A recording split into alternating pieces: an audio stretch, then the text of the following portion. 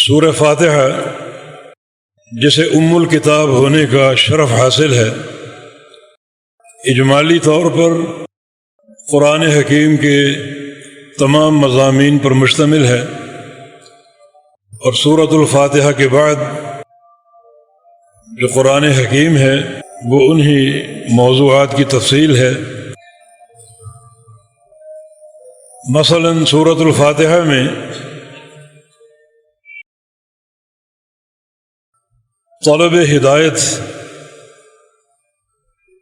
کی دعا ہے، اہدنا الصراط المستقیم، کہ ہمیں صراط مستقیم کی ہدایت دے دے۔ اور قرآن حکیم نے اس موضوع کو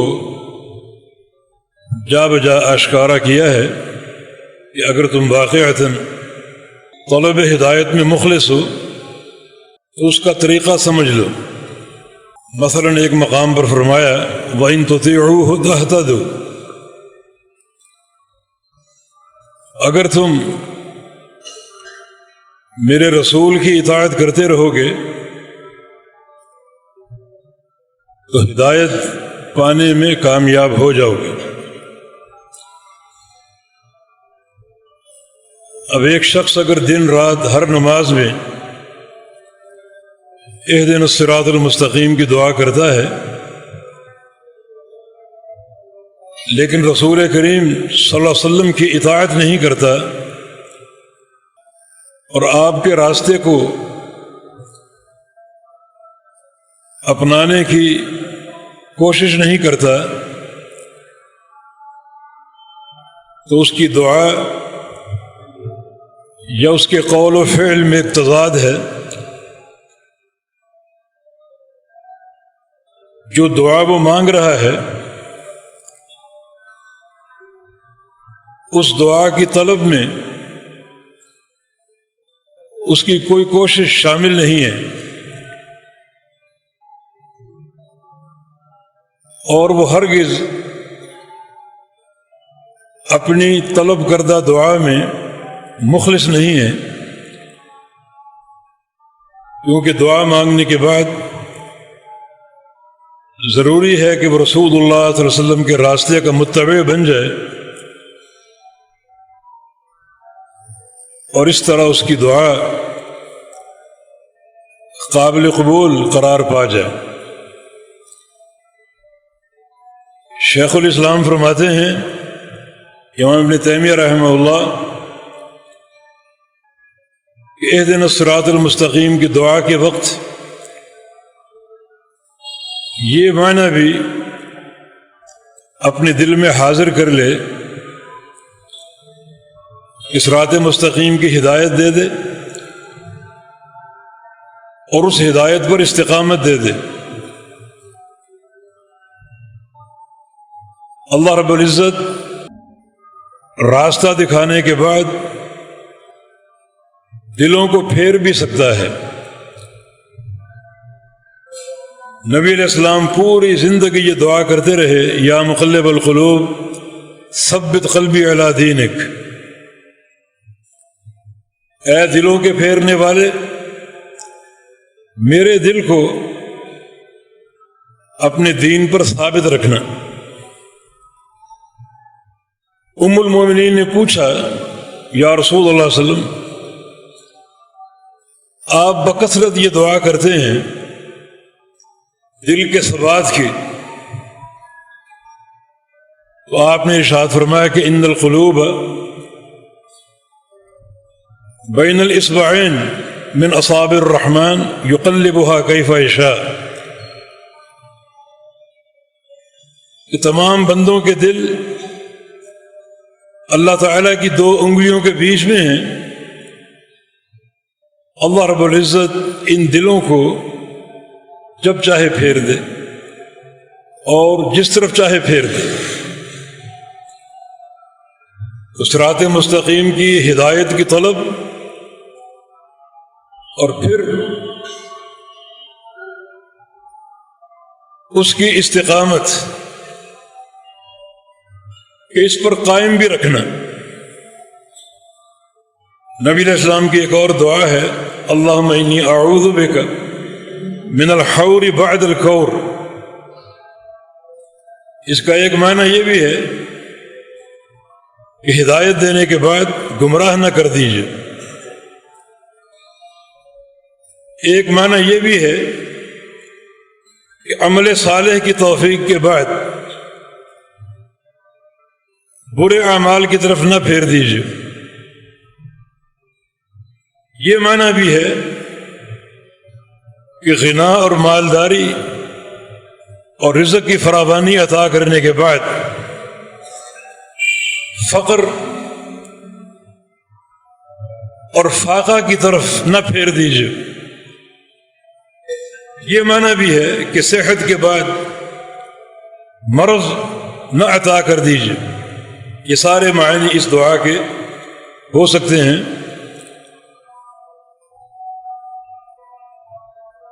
تو رسول اللہ صلی اللہ علیہ وسلم کی اتباع جو ہے یہ حصول ہدایت کی بنیاد ہے، اور ایک حدیث میں آپ کی اطاعت کو مستقل ہدایت پر قائم رہنے کی علامت قرار دیا گیا ہے۔ ترکت فیکم امرین لن تضلوا ما تمسکتم بہما کتاب اللہ و سنتی، تمہارے بیچ دو امر چھوڑ کر جا رہا ہوں، جب تک انہیں تھامے رہو گے کبھی گمراہ نہ ہوگے۔ معنی مستقلاً ہدایت پر قائم رہو گے، ہمیشہ ہدایت پر قائم رہو گے، اور دنیا کی کوئی طاقت تمہیں گمراہ نہ کر سکے گی۔ وہ دو امر، وہ دو مصدر کیا ہیں؟ کتاب اللہ اور سنت رسول اللہ صلی اللہ علیہ وسلم۔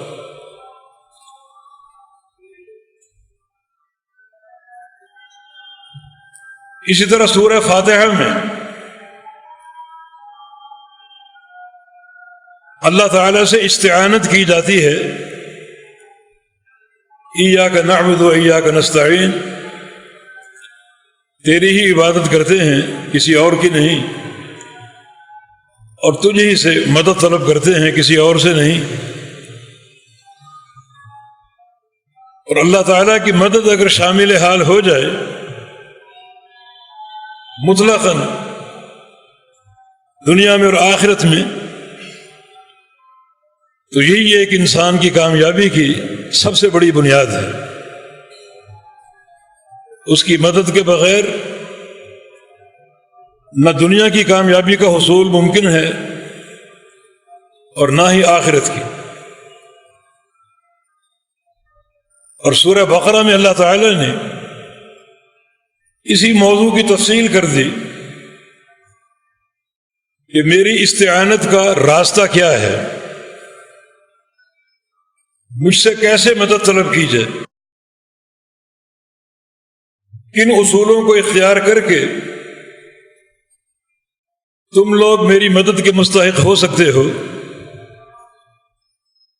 وَاسْتَعِينُوا بِالصَّبْرِ وَالصَّلَاةِ، اور مدد لو، مجھ سے مدد لے لو،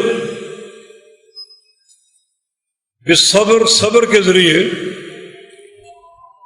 والصلاة، اور نماز قائم کرنے کے ذریعے۔ یہ دو قاعدے ہیں، اگر ان پر قائم رہو گے تو تم یقیناً ہر لحاظ سے میری مدد کے اہل بن جاؤ گے، مستحق بن جاؤ گے،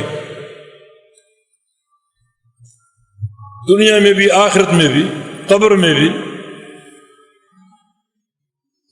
ہر مشکل سے مشکل گھڑی میں تمہاری مدد کروں گا اور کرتا رہوں گا۔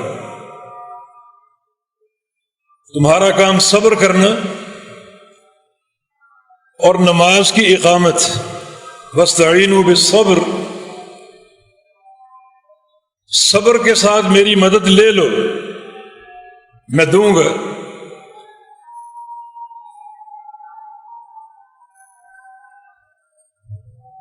صبر کی 3 صورتیں ہیں. ایک اللہ تعالیٰ کی اطاعت کر کے صبر کرنا، نماز پڑھنا صبر ہے، روزے رکھنا صبر ہے، بلکہ روزے کو نصف صبر قرار دیا گیا ہے. حج کرنا صبر ہے، جہاد کرنا صبر ہے. الغرض نیکی کا کوئی بھی راستہ ہو اسے اختیار کر لینا صبر ہی صبر ہے. اور صبر کی دوسری صورت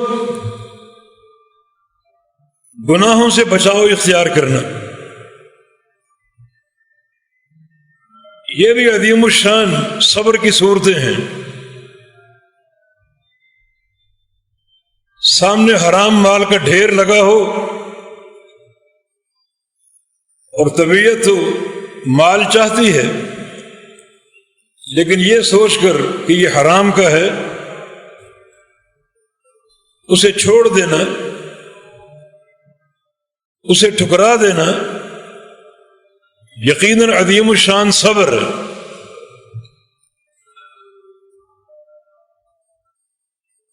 شراب ایک لذیذ شے ہوگی، اسے چھوڑ دینا صبر ہے. ترک زنا صبر ہے. تو معصیتوں سے بچانا اپنے آپ کو، یہ بھی صبر کی ایک عظیم صورت ہے. تو گناہوں کو چھوڑ کر صبر کرو. اور صبر کی تیسری صورت یہ ہے کہ دنیا میں جو تکالیف پہنچتی ہیں، فقر ہے یا مرض ہے، کاروباری خسارہ ہے،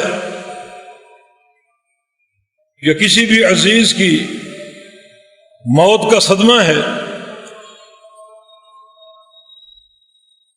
تو یہ چونکہ اللہ تعالیٰ کی تقدیر کے فیصلے ہیں، یہ سوچ کر صبر کر لینا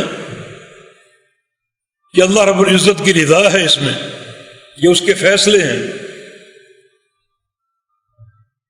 اور اس کا ہر فیصلہ واجب القبول ہے.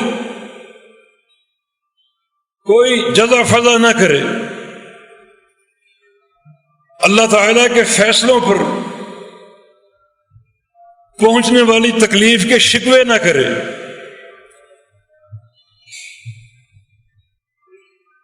بلکہ صبر اختیار کر لے، اس کی رضا پر راضی ہو جائے، اس کی تقدیر کا فیصلہ سمجھتے ہوئے اسے قبول کر لے.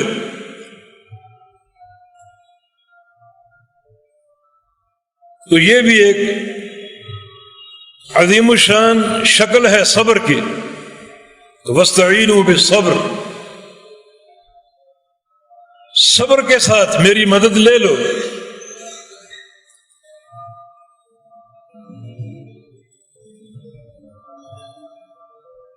کوئی اطاعت کا وقت ہے، اطاعت کرو. کسی گناہ کی دعوت سامنے آئے اس سے گریز کر لو، اور کسی تکلیف یا رنج و الم میں اگر مبتلا ہو جاؤ تو اسے خندہ پیشانی سے برداشت کر لو. میری مدد تمہیں ضرور حاصل ہوگی، ضرور تم سرخرو ہو جاؤ گے. والعاقبۃ للتقویٰ، انجام کار تقویٰ کے لیے ہے، اور صبر تقویٰ ہی کی ایک شکل. واستعینوا بالصبر، صبر کے ساتھ میری مدد لے لو. اسی طرح والصلاۃ، اور نماز قائم کر کے. یہ سمجھو کہ نماز جو ہے ایک عظیم دروازہ ہے، جسے اگر صحیح طور پہ ادا کر لی جائے یہ دروازہ کھل جائے گا. اللہ تعالیٰ کی مدد، نصرت اور تائید بندے کو حاصل ہوگی.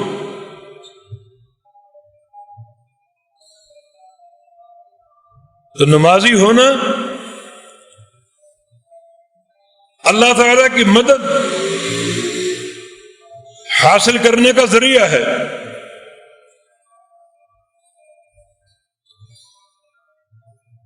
تو نماز کے ساتھ، نماز کے ذریعے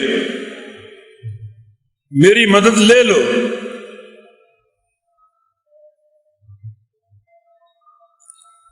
آج نمازی تو بہت ہیں مگر مدد نازل نہیں ہو رہی. معنی کہیں نہ کہیں جھول ہے، کوئی نقص یا کوئی کمی ہے جس کو دور کرنے کی ضرورت ہے.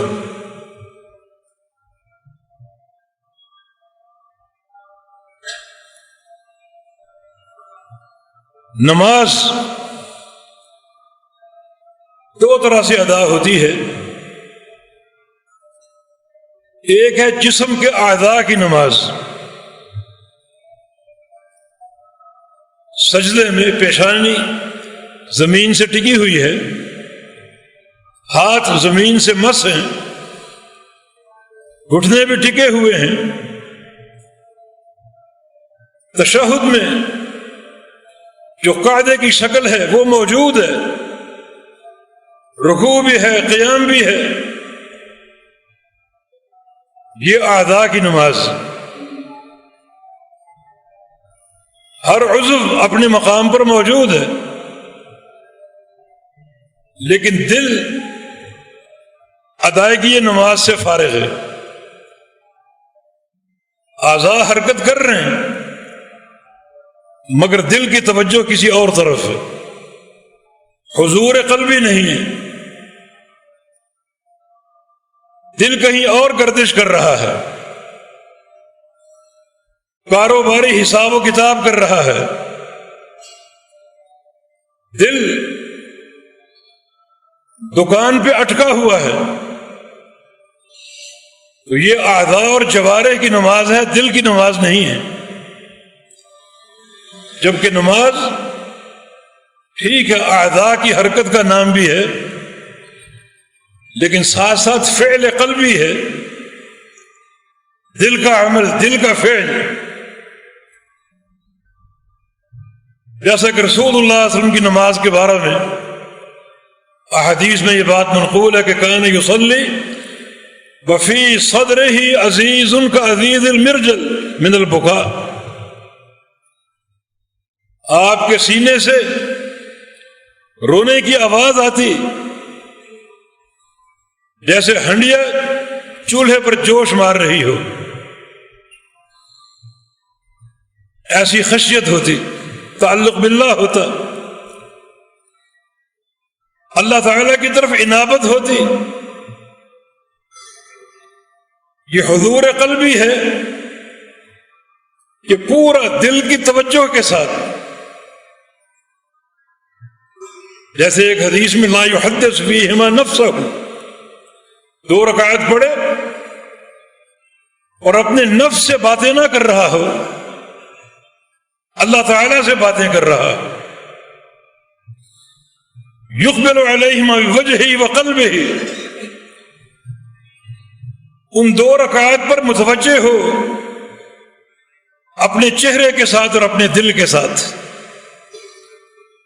چہرے کے ساتھ معنی یہ کہ نگاہیں وہیں ہوں جہاں شریعت چاہتی ہے. پوری نماز میں نگاہیں سجدے کی جگہ پر ہوں اور تشہد میں جو انگلی کا اشارہ ہے اس سے نظر آگے نہ جائے. یہ مسنون طریقہ نبی علیہ السلام سے ثابت ہے. وہ کلیات امدادیہ میں جو تصوف سے بھری ہوئی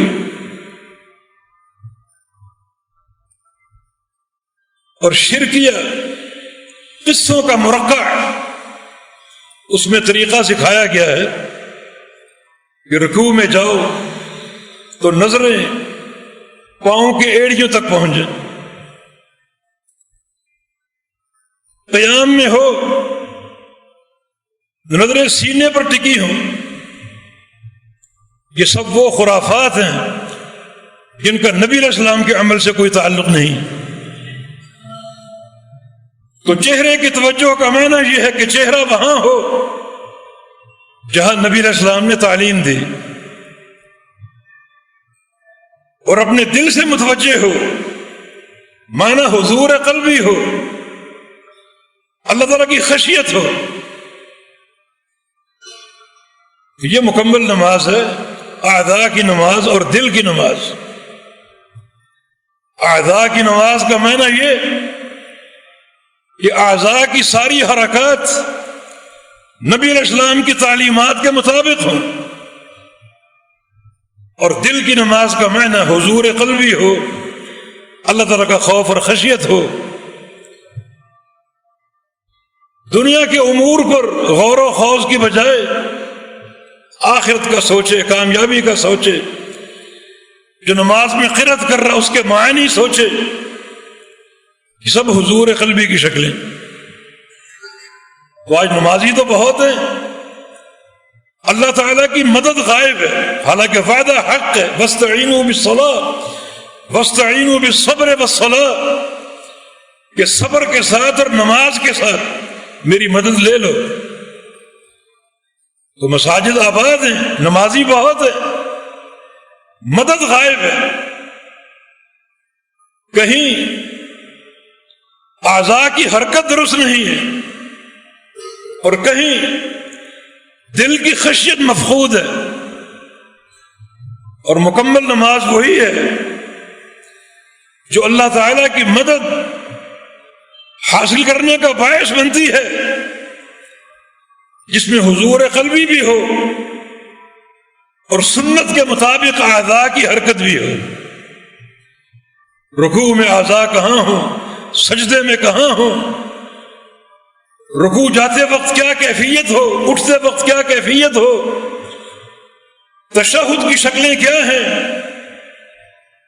ہر قدم پر رہنمائی موجود ہے دین عظیم کی، دین حنیف کی، شریعت مطہرہ کی۔ اس کے مطابق اعضاء کی حرکت ہو اور نبی علیہ السلام کے طریقے کے مطابق دل کی توجہ، حضور اور خشیت ہو۔ یہ وہ نماز ہے جو اللہ تعالیٰ کی مدد حاصل کرنے کا سبب بنتی۔ ابھی حج بیت اللہ ہوگا، لاکھوں لوگ ایک ہی مقام پر نماز پڑھیں گے، مدد نہیں آ رہی، دعائیں مانگیں گے، قبول نہیں ہو رہی، اصل جوہر مفقود ہے، اخلاص، حضور قلبی، سنت کے مطابق نماز کی ادائیگی۔ وَأَقِمِ الصَّلَاةَ، دین یہ کہتا ہے نماز کو سیدھا کر لو۔ خالی نماز پڑھنا نہیں، ایک روٹین کا عمل ہے، وقت ہوا پڑھ لی، نہیں، نماز کو سیدھا کر کے ادا کرو۔ تو نمازیں سیدھی نہیں۔ وَأَقِمِ الصَّلَاةَ إِنَّ الصَّلَاةَ تَنْهَىٰ عَنِ الْفَحْشَاءِ وَالْمُنكَرِ، یہ سیدھی نمازیں ہی تمہیں ہر قسم کی برائی سے بچائیں گی، ہر قسم کی تکلیف سے، ہر قسم کے شر سے، نقصان سے بچائیں گی۔ مگر تکلیفیں بھی ہیں، شرور بھی ہیں، نقصانات بھی ہیں، خسارے بھی ہیں، بوجھ بھی ہیں، کیونکہ نمازیں سیدھی نہیں۔ اور نمازیں اگر سیدھی ہو جائیں تو اللہ تعالیٰ کی مدد فوری آ جاتی ہے۔ رسول کریم صلی اللہ علیہ وسلم کی حیات طیبہ سے دو واقعات منقول ہیں۔ جناب حذیفہ فرماتے ہیں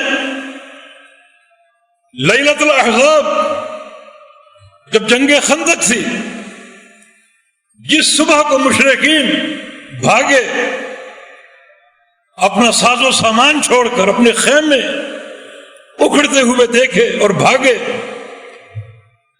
اس رات میں رسول اللہ صلی اللہ علیہ وسلم کی خدمت میں حاضر ہوا تو آپ نماز پڑھ رہے تھے۔ خندق کھودتے کھودتے تھکاوٹیں تھیں، آپ بھی شریک تھے، سارے صحابہ شریک تھے، اور سب سو رہے ہیں، اکیلے حبیب کبریا جاگ رہے اور نماز پڑھ رہے ہیں، اور اللہ کی مدد آ گئی۔ نصرت بالصبا واہلکت عاد بالدبور، اللہ تعالیٰ کی مدد آ گئی، مشرقی ہوائیں چلیں، مسلمانوں کے لیے راحت کا باعث بنی، اور کفار کی طرف پلٹتی تو ان میں تیزی آ جاتی، ان کے خیمے اکھڑ گئے، ان کے حوصلے اکھڑ گئے، ان کے قدم اکھڑ گئے، اور سارا ساز و سامان چھوڑ کر سر پر دوڑنے لگے۔ اللہ تعالیٰ کی مدد آ گئی۔ وَاسْتَعِينُوا بِالصَّبْرِ وَالصَّلَاةِ، تم نماز ادا کر کے میری مدد لینے کی کوشش تو کرو، ہاں نمازوں میں اقامت ہو، نمازیں سیدھی ہوں، سنت کے مطابق ہوں، جیسے محمد الرسول اللہ صلی اللہ علیہ وسلم کی نماز، خلوت کی نماز، رات کی تاریکی کی نماز، اخلاص کی حفاظت کے ساتھ ادا کی ہوئی نماز اللہ نے قبول کر لی، اگلے دن مدد بھیج دی۔ حالانکہ جنگ احزاب، اس کا نام احزاب، احزاب حزب کی جمع، مشرکین مکہ سارے جتھوں کو اس میدان میں لے آتے ہیں، 10,000 فوجی مسلح کر کے لے آئے چھوٹی سی مدینہ بستی کو تہس نہس کرنے کے لیے۔ چھوٹی سی بستی 10,000 فوجیوں کی طاقت کی متحمل ہو سکتی؟ خندقیں کھودی جا رہی ہیں اپنے شہر کو بچانے کے لیے، بچوں اور عورتوں کی حفاظت کے لیے، ساز و سامان نہ ہونے کے برابر، لیکن وَاسْتَعِينُوا بِالصَّبْرِ وَالصَّلَاةِ، نماز کے ساتھ میری مدد لے لو۔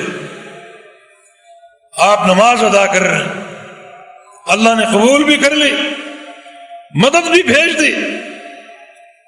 جو خوف و ہراس کی کیفیت تھی وہ کیفیت چھٹ گئی، گھر غیر محفوظ تھے، عورتیں غیر محفوظ تھیں، ایک عجیب خطرات منڈلا رہے تھے،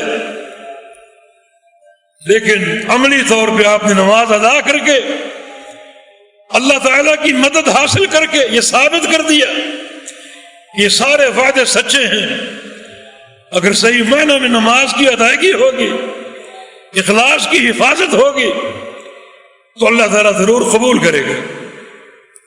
اللہ نے قبول کر لی، 10,000 فوجی دم دبا کے بھاگے، اور بڑا کثیر مقدار میں مال غنیمت مسلمانوں کو حاصل ہوا، بیت المال بھی مستحکم ہو گیا، خزانے بھی بھر گئے، خطرات بھی ٹل گئے، اور نبی علیہ السلام نے ارشاد فرما دیا آج کے بعد مشرکین کی ہمت نہیں ہوگی کہ کبھی مدینہ پر حملہ کریں۔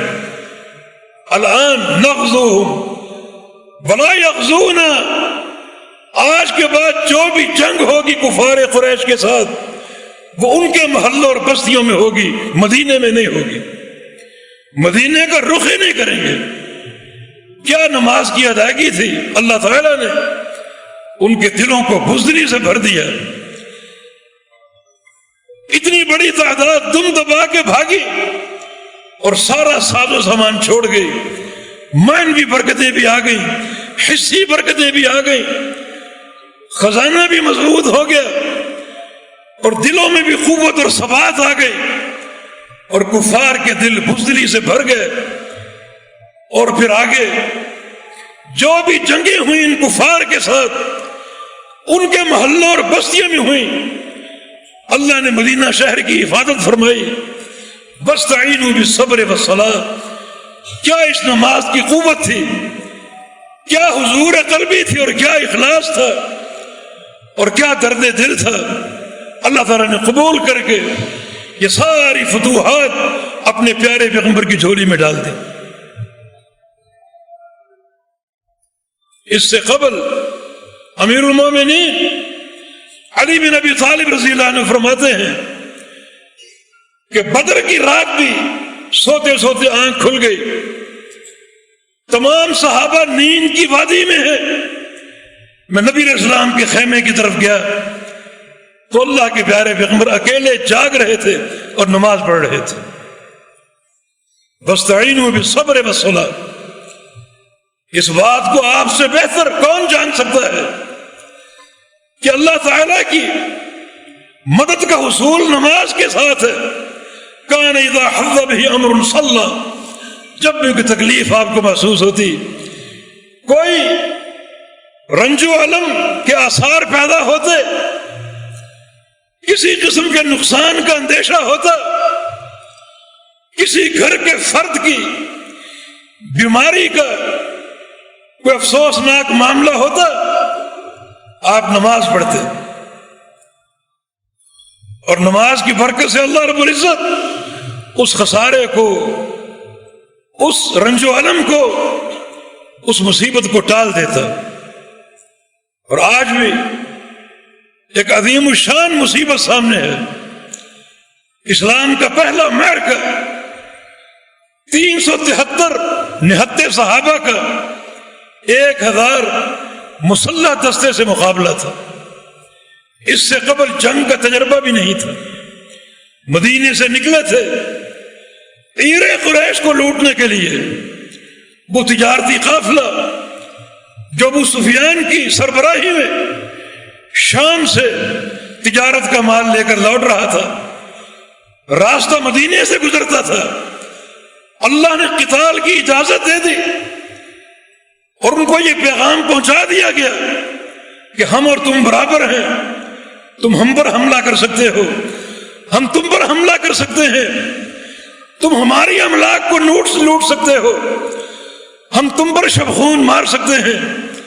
چنانچہ جب یہ خبر ملی ابو سفیان کی سربراہی میں شام کا تجارتی قافلہ کفار قریش کا مال تجارت سے لدا پھدا مکہ کی طرف جا رہا ہے، گزرگاہ مدینہ منورہ ہے، تو آپ گھر سے نکلے، جو صحابہ تیار تھے وہ آپ کے ساتھ ہو لیے، کوئی جنگی ساز و سامان ساتھ نہیں تھا، لڑائی کا ارادہ ہی نہیں تھا، صرف تجارتی قافلے کو لوٹنا مقصود تھا۔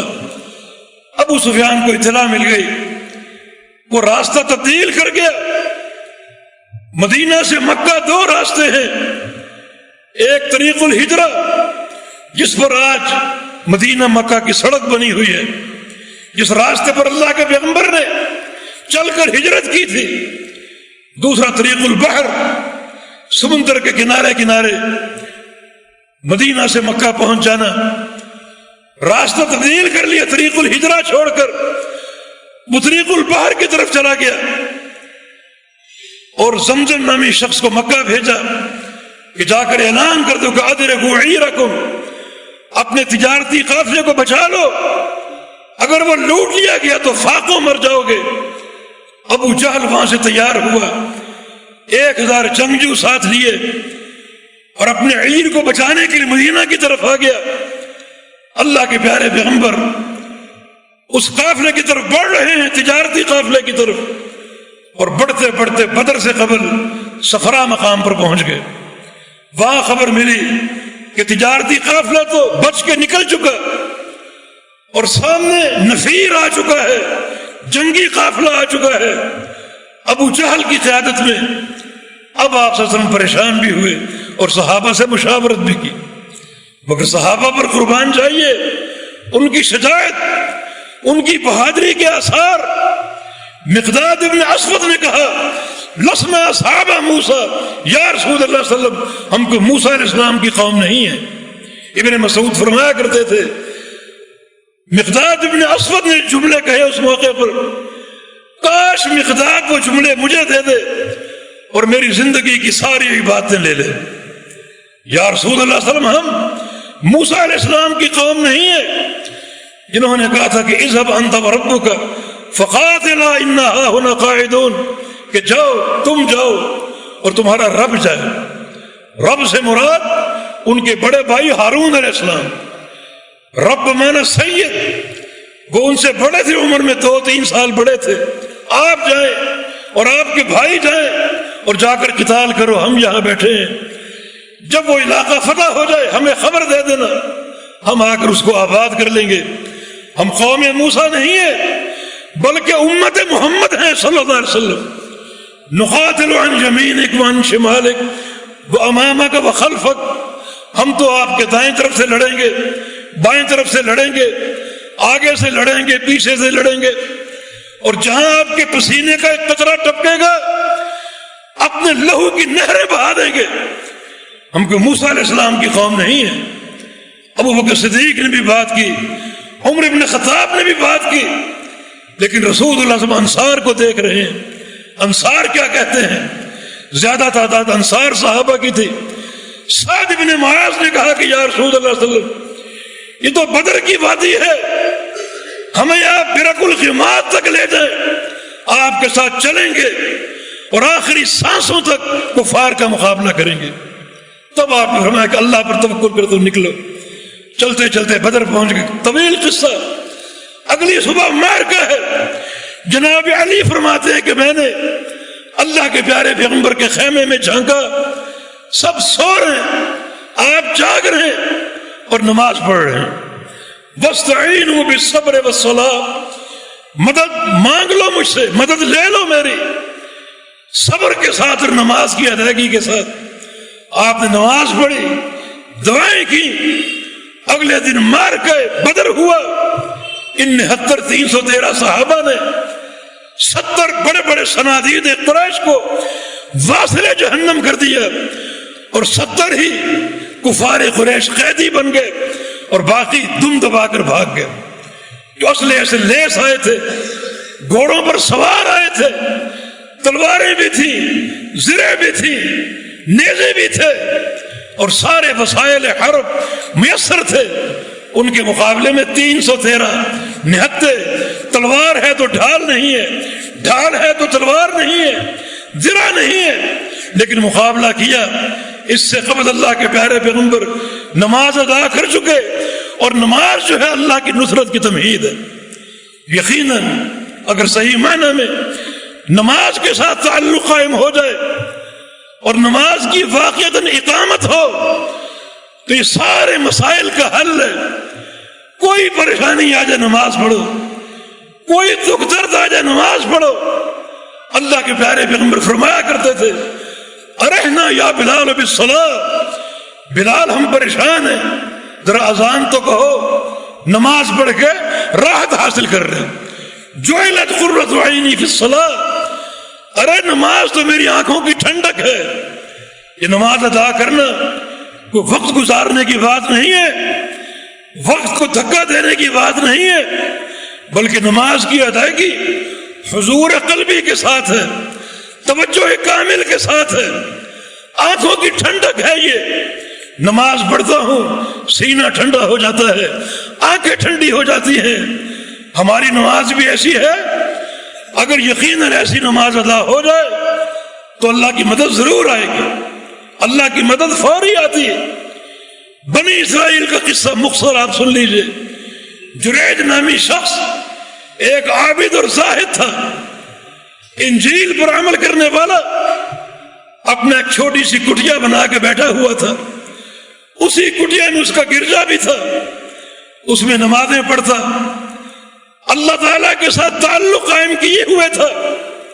ایک دن نماز پڑھ رہے تھے، ماں نے آواز دی جریج میری بات سنو، نماز پڑھ رہے ہیں۔ سوچا یا رب امی و صلاتی، ایک طرف میری ماں ہے، ایک طرف تیری نماز ہے، میں تیری نماز کو اپنی ماں پر ترجیح دوں گا۔ نماز پڑھتے رہے اور ماں لوٹ گئی۔ اگلے دن پھر آئی، یا جریج، پھر نماز میں تھے، یا رب امی و صلاتی۔ تیسرے دن بھی ایسا ہی ہوا۔ آج ماں کے منہ سے بددعا نکل گئی، اللہم لا تمتہ حتی ینظر الی وجوہ المومسات، یا اللہ جریج کو اس وقت تک موت نہ دینا جب تک یہ عابد اور زاہد اپنے منہ سے، اپنی آنکھوں سے زانیہ عورت کے چہرے کو نہ دیکھ لے، بد کردار عورتوں کے چہرے کو نہ دیکھ لے، اس کا تقوی تہس نہس ہو جائے، اس وقت اس کو موت نہ دینا۔ اسی اثنا میں ایک عورت کے ہاں جو شادی شدہ نہیں تھی، بچے کی پیدائش ہوئی، قوم جمع ہوگی، یہ تم نے کیا کیا؟ کس کا بچہ ہے یہ؟ اس بدبخت نے کہا کہ یہ بچہ جریج کا ہے، یہ جو گرجا گھر میں بیٹھا عبادتیں کر رہا ہے، لمبی لمبی نمازیں پڑھتا ہے، اس کا بچہ ہے یہ۔ اب قوم نے عورت کو چھوڑا، جریج کی طرف متوجہ ہوئی، اس کی کٹیا کو توڑ دیا، گرجے کو تہس نہس کر دیا، اس کو بھی مارنا شروع کر دیا۔ جریج نے کہا میرا قصور کیا ہے؟ قصور یہ کہ تم بڑے متقی بنتے ہو اور یہ تمہاری حرکت، فلاں عورت کے بیٹا ہوا، وہ تمہارا بیٹا ہے، تم نے زنا کیا ہے، بدکاری کی ہے۔ کہا کہ بچے کو میرے پاس لے کر آؤ۔ بچے کو لائے، عورت کو لائے، پوری قوم جمع ہے، بچہ پہنچ گیا۔ جریج نے کہا کہ دعونی لأصلی رکعتین، بس تھوڑی سی مہلت دے دو، میں 2 رکعت نماز پڑھ لوں۔ نماز پڑھ لی، بچے کو گود میں لیا اور کہا کہ یا غلام من ابوک، بیٹے تیرا باپ کون ہے؟ تیرا باپ کون ہے؟ اب شیر خوار بچہ آج ہی پیدا ہوا، وہ کیسے بتائے گا؟ قوم اور استہزاء کر رہی ہے، اس بچے سے کیا پوچھتے ہو؟ اس کی ماں گواہی دے چکی، بیٹا تمہارا باپ کون ہے؟ اللہ تعالیٰ نے اپنے بندے کی عزت کی خاطر اس چھوٹے سے بچے کی زبان کھول دی اور کہا کہ سامنے جو چرواہا کھڑا ہے یہ فنکار میرا باپ ہے۔ اللہ اکبر! پوری قوم نے دیکھا، ایک دن کا بچہ گفتگو کر رہا ہے، کلام کر رہا ہے، اور اللہ رب العزت نے اپنے اس نیک بندے کی عزت کی حفاظت کی، کیونکہ معاملہ 2 رکعت نماز سے شروع کیا۔ اللہ کی فوری مدد آ گئی، فوری مدد آ گئی۔ وَاسْتَعِينُوا بِالصَّبْرِ وَالصَّلَاةِ، تم صبر کے ساتھ اور نماز کے ساتھ اللہ تعالیٰ کی مدد لے لو۔ نماز ادا کی، اللہ کی مدد لے لی، مدد آ گئی، اور بچے نے گود میں بیٹھے، شیر خوار بچہ، ایک دن کا بچہ گود میں کلام کر رہا ہے، ابھی فلان میرا باپ فلاں ہے، وہ سامنے جو چرواہا کھڑا ہے وہ میرا باپ ہے۔ اب تو قوم جریج کی طرف آ گئی، پیشانی چوم رہی ہے، سر چوم رہی ہے، ہاتھوں کو چھو رہی ہے، پاؤں کو چھو رہی ہے، اور کہتی ہے کہ ہمیں اجازت دو، آپ کی یہ کٹیا جو ہم نے توڑی اور یہ گرجا جو ہم نے تہس نہس کیا، اس کو سونے کا بنا دیں۔ فرمایا مجھے سونے کا نہیں چاہیے، اسی طرح جو اینٹ اور گارے کا میں نے بنا رکھا تھا ویسا ہی بنا کر دے دو۔ دیکھیں کیا کرنٹ، فوری اللہ کی مدد پہنچ گئی۔ لیکن نماز بھی تو سیدھی ہونی چاہیے، نماز میں ایسی قوت ہونی چاہیے جو اللہ کی مدد کو حاصل کر سکے، اللہ کی مدد کو خریدنے کے قابل بن سکے۔ وعدہ سچا ہے، وعدہ برحق ہے۔ وَاسْتَعِينُوا بِالصَّبْرِ وَالصَّلَاةِ، کہ صبر کے ساتھ اور نماز کے ساتھ اللہ تعالیٰ کی مدد لے لو۔ ہر مقام پر مدد مل سکتی ہے، دنیا میں، قبر میں، آخرت میں۔ یہ سوچ کر نمازیں ادا کرو کہ دنیا کے امور میں اللہ کی مدد چاہیے، کل جب تنہا قبر میں گاڑ دیا جاؤں گا اللہ کی مدد چاہیے، اور جب قیامت قائم ہوگی اور اساد قیامت میں اللہ کی مدد چاہیے۔ اس تصور کے ساتھ نماز ادا کرو، حضور قلبی کے ساتھ، سنت کی حفاظت کے ساتھ، خشیت اور خوف کے ساتھ۔ یقین اللہ رب العزت اپنے وعدے کے مطابق مدد دے گا، مطلقاً دے گا، اور ہر مقام پر دے گا۔ اللہ تعالیٰ سے اس کی توفیق کی دعا ہے کہ اللہ تعالیٰ ہمیں سچا اور پکا صحیح معنی میں نمازی بنا دے، اخلاص کے ساتھ، سنت کی حفاظت کے ساتھ، اور دل کی خشیت کے ساتھ ہم نمازی بندے بن جائیں، تاکہ اللہ کی مدد کے مستحق بن سکیں۔ اس کی مدد کے بغیر ہم کچھ نہیں۔ اقول قولی ھذا واستغفر اللہ لی ولکم، وآخر دعوانا ان الحمد للہ رب العالمین۔